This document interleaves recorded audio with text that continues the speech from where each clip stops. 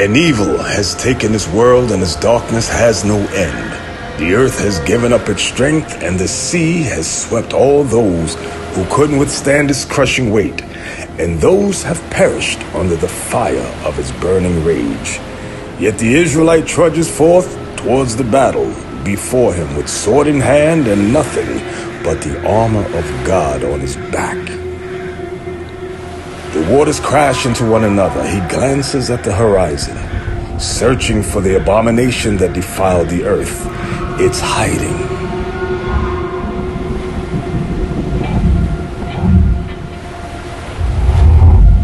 Not yet revealing the revulsion it truly is. It has disguised itself for so long, but it cannot hide forever. But it knows its time is short. The air begins to feel heavy. The waves begin to still. It's coming. Suddenly the waves burst, uncovering its terrifying wings. As it lifts up, its 7 mighty heads and 10 horns reach toward the clouds as tall as the sky.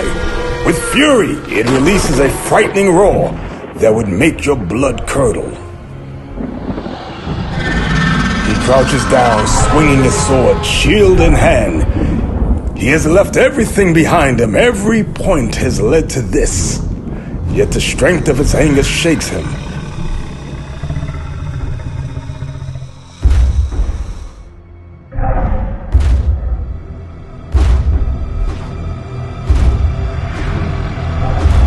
Its claws moves the ground beneath him.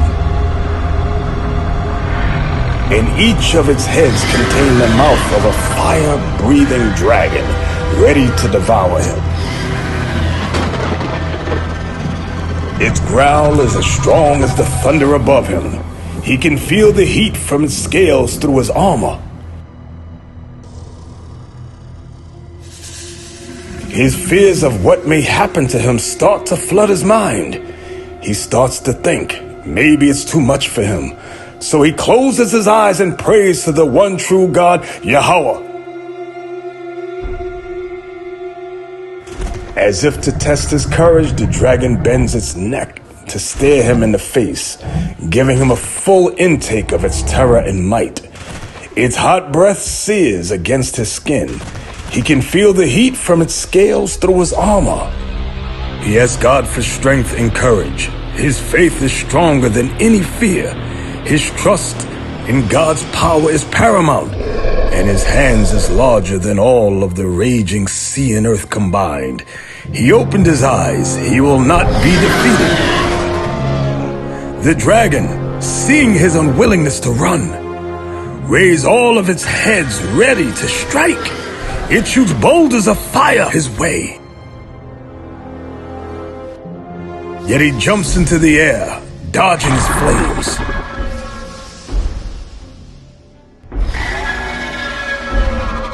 Watching its every move and ready for its next attack.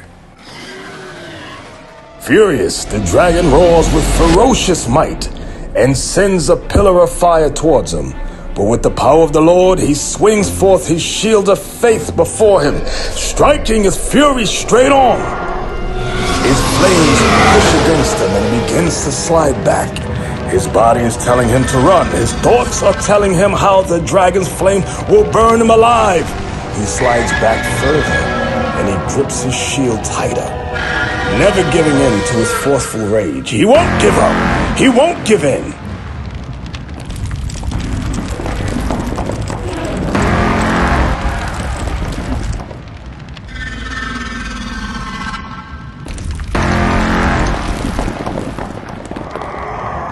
For the Lord's word is his shield, and his word will never foil.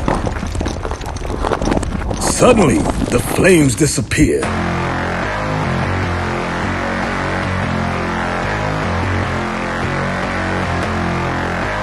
Then in the strength of the Lord and in the power of his might, he swings his sword to the fire. For the word of God is sharper than any sword, hotter than any fire, and stronger than any wind. His faith is stronger than all fear.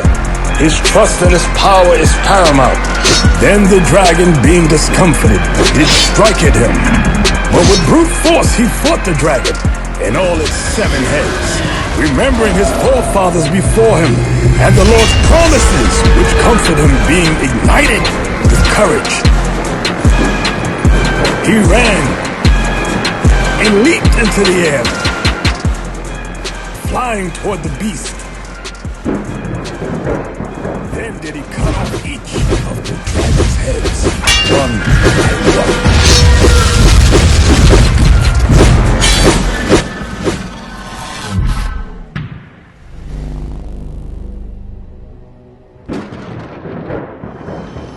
Still burning with power, he stares at the dragon's dead carcass.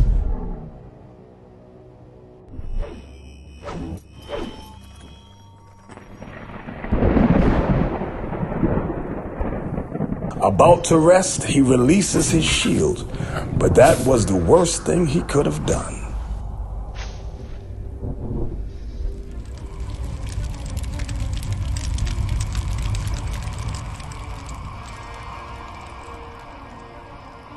All those who had agreed with the dragon in all its ways have seen that beast has fallen, and their burning wrath is set against him.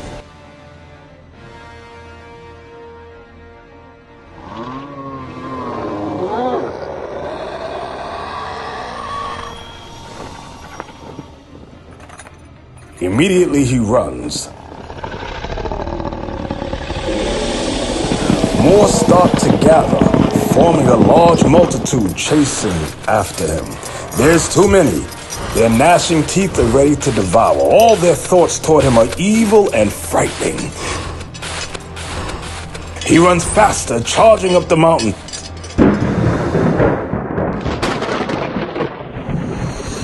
He realizes he can't do this alone.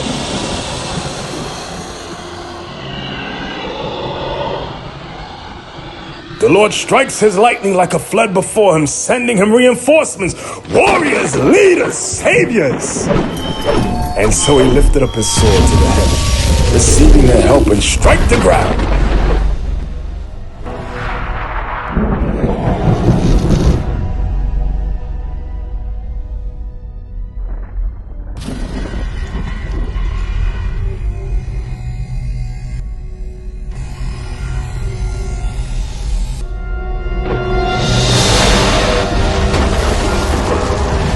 The power of the Lord surged through him and burnt up all their enemies, which have surrounded them.